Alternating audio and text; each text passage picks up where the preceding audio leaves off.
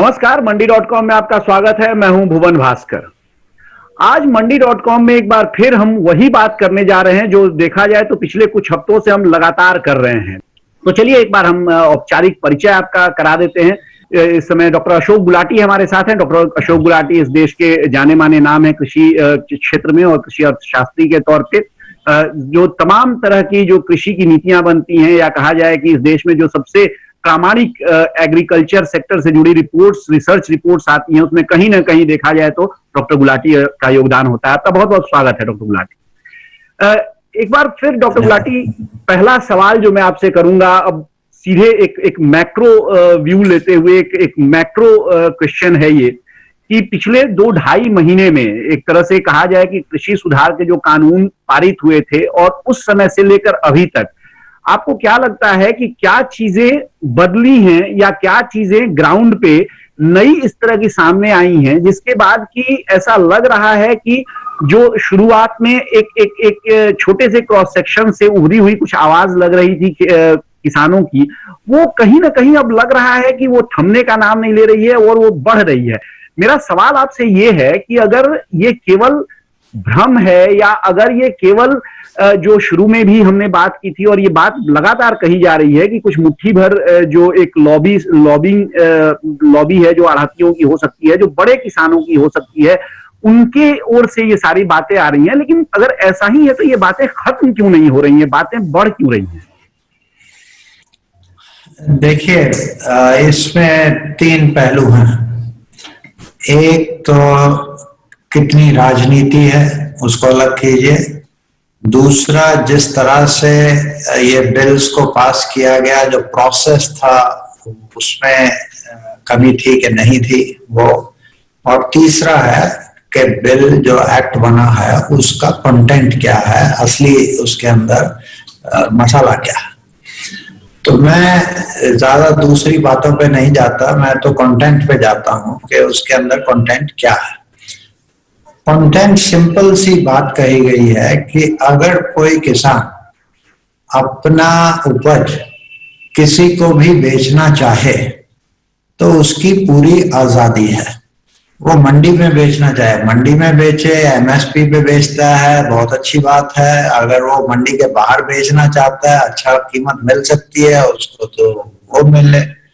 ये डिमांड आज नहीं, 30-40 साल से, जब से मैं शरद जोशी जी को जानता हूं, जो फार्मर्स के एक बहुत बड़े लीडर रहे इस देश में, और उन्होंने अपने ब्यूरोक्रेसी और यूनाइटेड नेशंस वहां से छोड़ छाड़ के सब कुछ किसानों के लिए किया।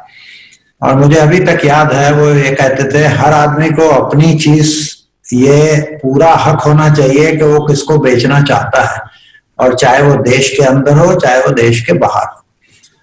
तो ये 3 जो कानून लाए गए ये उसी दिशा में एक कदम था। और उसमें भ्रम कुछ इस तरह से फैलाया गया कि आपकी मंडी जो है वो एपीएमसी मंडी खत्म हो जाएंगी, आपका एमएसपी खत्म हो जाएगा, और कॉन्ट्रैक्ट फार्मिंग में बड़े बड़े उद्योगपति आपकी जमीन को भी हड़प लेंगे। अब यहाँ पे राजनीति आ जाती है कि किस तरह से एक भ्रम और एक शंका इतनी फैलाई जाती है कि किसान भी सोचने लगता है पता नहीं कल क्या हो जाएगा। अब उसमें कहें कि किसान नहीं समझता, ये अलग अलग अपने अपने विचार हैं। उसमें जो मेरा दृष्टिकोण है और जो मेरी समझ है इस मामले में वो यही है कि ये तीनों कानून किसान के हित में है।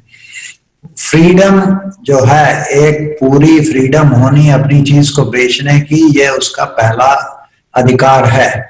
और मैं इसीलिए बार बार कहता हूं कि ये चीज जो आवाज उठाई थी शरद जोशी जी ने किसी जमाने में, वो आज साकार होती नजर आती है।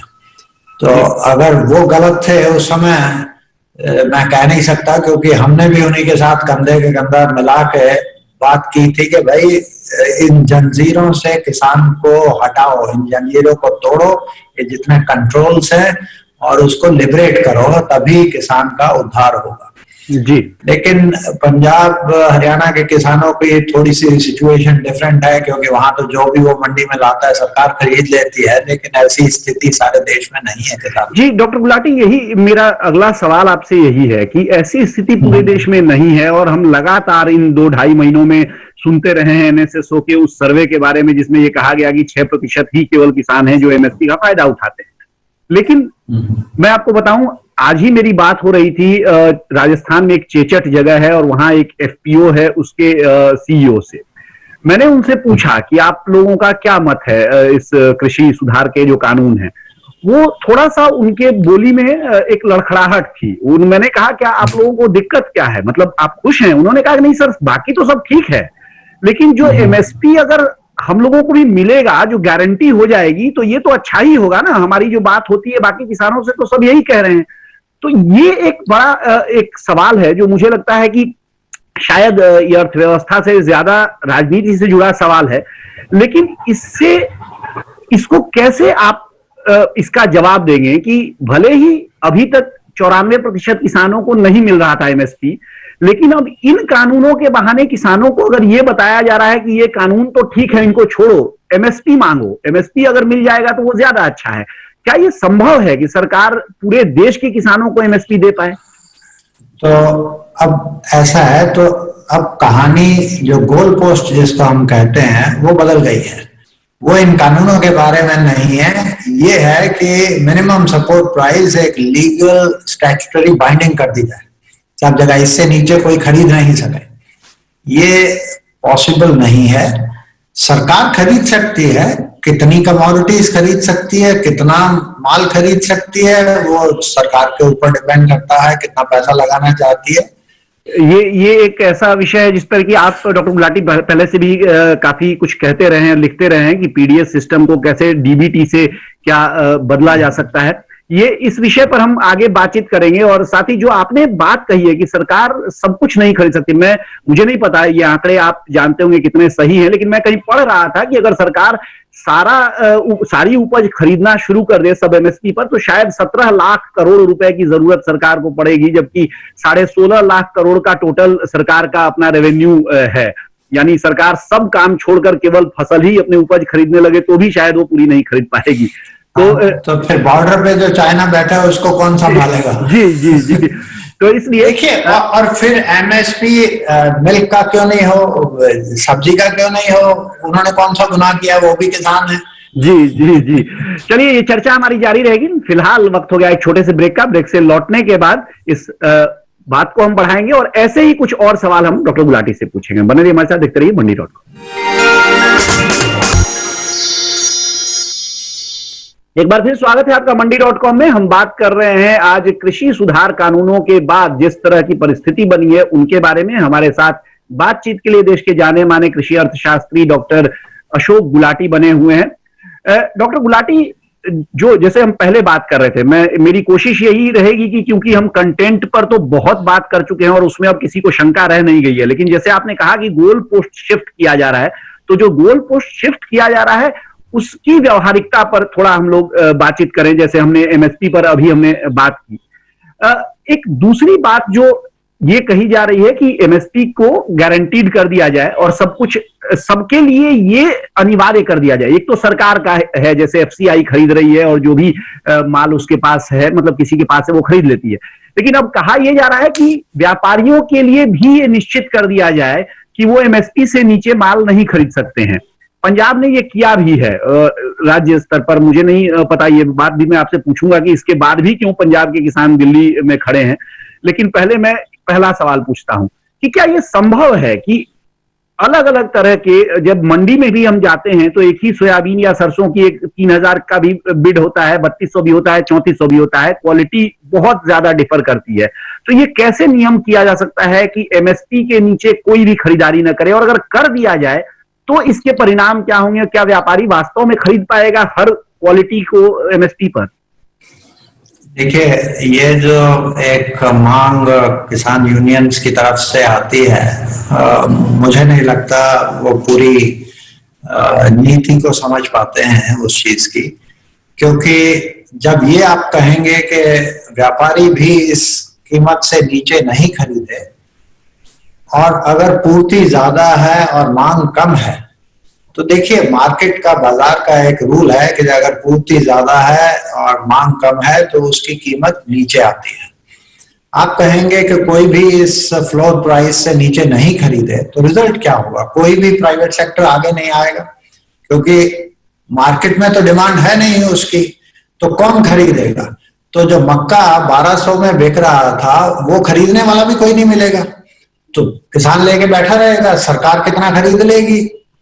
तो ना सरकार खरीद सकती है, ना व्यापारी खरीद सकता है, और रिजल्ट क्या होगा कि वो किसान के पास ही रह जाएगा। जो 1200 रुपए की कीमत मिल रही थी, मैं मानता हूं कि 1200 कम है, उसमें सरकार कुछ मदद कर सकती थी थोड़ा बहुत खरीद के, लेकिन अगर 22, 24, 25 मिलियन टन सरकार को खरीदना पड़ेगा, जैसे आपने कहा 17 लाख करोड़ रुपया यही कमोडिटीज पे लग जाएगा, तो ये संभव नहीं है कि आप निजी क्षेत्र को भी कहें कि इससे नीचे नहीं खरीद सकते। आपको मैं बता दूं, पंजाब में जो आप कह रहे हैं कि पंजाब में इस फ्लोर प्राइस से नीचे नहीं खरीद सकता कोई, बासमती चावल होता है, बासमती चावल कभी ऊपर जाता है कभी नीचे जाता है, उसका क्यों नहीं एमएसपी लगा देते आप? और देखिए फिर तमाशा, जो एक्सपोर्ट हो रहे हैं वो भी खत्म हो जाएंगे। ठीक है।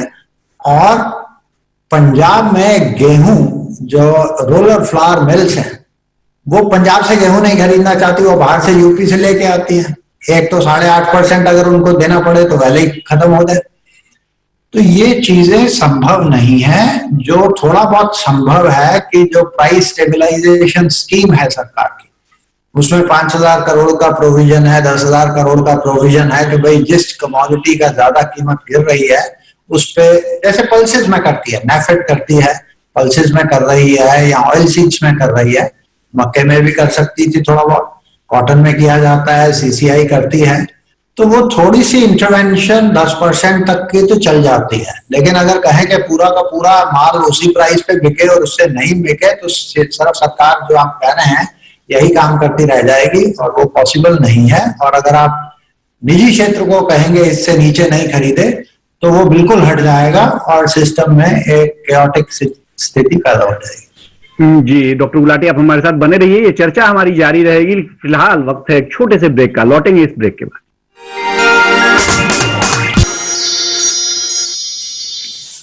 एक बार फिर स्वागत है आपका मंडी.com में। हम बात कर रहे हैं कृषि सुधार कानूनों के बाद देश में जो परिस्थितियां बनी हैं, और कई हिस्सों से या कई किसान समूहों की ओर से जो इसका विरोध किया जा रहा है, या जैसा डॉक्टर अशोक गुलाटी अभी कार्यक्रम में कह रहे थे कि अब तक जो पिछले 30 सालों से किसानों की मांग थी, तो अब कहीं ना कहीं ये पूरा गोल पोस्ट ही शिफ्ट कर दिया गया है। अब उन मांगों में कुछ ऐसी बातें कही जा रही हैं जो दरअसल अभी तक कहीं वो बात ही नहीं, या कहा जाए तो इस कानून से उन बातों का कोई मतलब नहीं है, उनको अलग से भी हैंडल किया जा सकता है, लेकिन उनको दोनों को जोड़कर बातें की जा रही हैं। तो हम इन सारी बातों को समझने की कोशिश कर रहे हैं। डॉक्टर अशोक गुलाटी हमारे साथ बने हुए हैं। डॉक्टर गुलाटी, जो पहले मैं एक बात मैंने कही, मैं उसी पर थोड़ा सा आपसे संक्षेप में उस पर भी जान लेना चाहता हूं कि एक सवाल ये उठ रहा है, जो कई जगहों पर मैंने, कुछ लोगों ने मुझसे भी पूछा और वास्तव में मेरे पास भी इसका जवाब नहीं था, कि पंजाब में तो कानून बन गया है, जो मांग ये कर रहे हैं पंजाब के किसान यहाँ दिल्ली के सिंघू बॉर्डर पर और दूसरे टिकरी बॉर्डर पर, वो पंजाब में तो सरकार ने बना दिया है। और अगर कृषि राज्य का विषय है, जो कि वो ये भी कह रहे हैं कि केंद्र को तो अधिकार ही नहीं था ये बनाने का कानून, तो राज्य में जब वो कानून बन ही गए जिनकी वो मांग कर रहे हैं केंद्र से, तो फिर अब क्या दिक्कत है, फिर क्या विवाद है? देखिए, ये जो एक दृष्टिकोण है कि कृषि जो है वो एक राज्य का उसके कॉन्स्टिट्यूशन में है, और सेंटर को उसमें दखल अंदाजी करने की जरूरत नहीं। अगर ये है तो सेंटर फिर एमएसपी क्यों अनाउंस करता है? वो हर स्टेट अपना अपना कर ले और दे ले, और अपने आप प्रोक्योर कर ले जो कर सकते हैं। मैं तो कहता हूँ 100,000 करोड़ जैसे जो पीडीएस और प्रोक्योरमेंट में लगता है, वो आप स्टेट्स में एलोकेट कर दीजिए। उनकी प्रोपोर्शन ऑफ पॉपुलेशन क्या है, वल्नरेबल कितने हैं, और प्रोडक्शन कितना है, और प्रोक्योरमेंट कितना है, अगर आप स्टेट लेवल पे कर दीजिए। दो चीजें सरकार जो बहुत बड़ी इंटरवेंशन करती है वो है एमएसपी दूसरी तरफ से है फर्टिलाइजर सब्सिडी, वो भी सेंटर के अंदर है। ठीक है, अगर आप कहते हैं कि कृषि राज्य के अधीन है तो आप पैसा उनको दे दीजिए जो भी इन पे खर्च होता है एक रेशो में, और उसके बाद सेंटर कह सकता है नमस्ते भाई अपना अपना कर लो जिस तरह से करना है। तो डेफिसिट स्टेट कहीं से भी इनवाइट कर लेंगे, जहां से उनको सस्ता मिलेगा वो ले लेंगे, और जो सरप्लस वाले हैं वो अपनी मार्केट ढूंढे, कहाँ हिंदुस्तान में मिलेगी बाहर मिलेगी, जो भी कर सकते हैं करें। उससे समस्या और बढ़ेगी। मैं आपको बता दूं, अगर पंजाब ये कहता है कि इस कीमत से नीचे कोई नहीं खरीद सकता, तो सारी प्रोसेसिंग इंडस्ट्री, जो फूड प्रोसेसिंग इंडस्ट्री है व्हीट की या राइस की, वो उठ के पंजाब से बाहर चलनी शुरू हो जाएगी। क्योंकि जहां पे उनको सस्ता मिल सकता है या उनको ये टैक्सेस वगैरह सेस और ये 8.5% जो देना पड़ता है वो नहीं देना पड़ेगा। क्योंकि अगर एक्सपोर्ट करना है तो कॉम्पिटिटिवनेस, प्रतिस्पर्धा जो है उनकी वो होनी चाहिए। अगर कॉम्पिटिटिव नहीं है वो, तो कोई भी बिजनेस फ्लरिश नहीं कर सकता।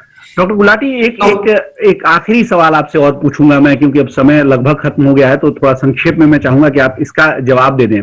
आपने जिक्र भी हालांकि एक सवाल के जवाब में किया था, जब आपने ये कहा कि दूध की चर्चा आपने की कि दूध कौन खरीदता है, वहां तो कोई एमएसपी भी नहीं है, और लेकिन इसके बावजूद हमने देखा है कि जो ऐसे दूध है, पोल्ट्री है, या जो इस तरह के इंडस्ट्रीज हैं, उनका ग्रोथ रेट कहीं ज्यादा है जो एमएसपी पर, या जो संरक्षित कहा जाए कि जो सरकार से उपज है उनकी खेती के मुकाबले।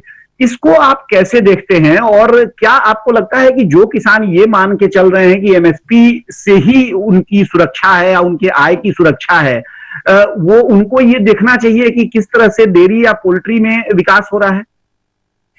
देखिए, पोल्ट्री 8 और 10% के बीच में ग्रोथ है उसकी, और मिल्क की 4 से 5% के बीच में ग्रोथ रेट है। जबकि सीरियल ग्रुप जहां एमएसपी है उसकी 1.5% की ग्रोथ है। ठीक है, तो जो फ्यूचर है, अगर भविष्य को देखना है तो वो चावल और गेहूं से नहीं होने का, वो जरूरी है लेकिन वो बहुत ज्यादा हो चुका है हमारे पास। अब जो आपको थाली में चाहिए वो ज्यादा मिल्क एंड मिल्क प्रोडक्ट्स चाहिए, मीट चाहिए, फ्रूट्स एंड वेजिटेबल चाहिए, और वही न्यूट्रिशन है, और वही अगर पैदा करेंगे तो किसानों को उसमें ज्यादा फायदा होगा, उनकी इनकम उसमें ज्यादा बढ़ेगी। तो पंजाब के जो किसान भाई हैं या हरियाणा के हैं, मेरा उनसे आवेदन यही है कि भाई दूध है या पोल्ट्री है या फिशरी है, और जो पॉलिथीन के अंडर आप कर देते हैं पॉली हाउसेस क्रिएट करके उसके अंदर हाई प्रोडक्टिविटी वेजिटेबल्स कर सकते हैं, लेकिन उसको बाजार चाहिए, और बाजार चाहिए के लिए वो सप्लाई लाइंस क्रिएट करनी पड़ेगी। और वहीं पे आपको याद रखिए कि फार्मर और फैक्ट्री दोनों को मिलकर काम करना पड़ेगा। ये दोनों अलग नहीं हो सकते, क्योंकि जैसे जैसे अर्थव्यवस्था आगे बढ़ती है प्रोसेसिंग और आगे बढ़ती है, पैकेजिंग चाहिए, उसकी स्टोरेज चाहिए, तो आपको उनके साथ मिलकर काम करना पड़ेगा। मंडी सिस्टम 65-70s में बहुत अच्छा था, बहुत देर चला, उसने बहुत अच्छा काम किया, लेकिन भविष्य में आपको बहुत different type of marketing system चाहिए और उसकी तरफ अग्रसर होना पड़ेगा।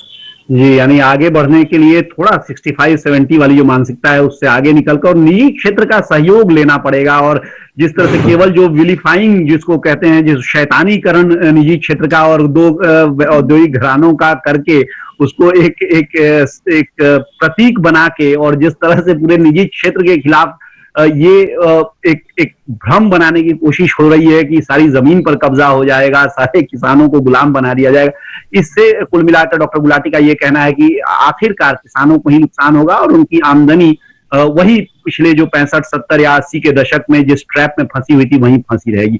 बहुत बहुत शुक्रिया आपका डॉक्टर अशोक गुलाटी, आपने इतने व्यस्त समय में से अपने समय हमारे लिए निकाला और हमारे दर्शकों के लिए सारी बातें साझा की। धन्यवाद।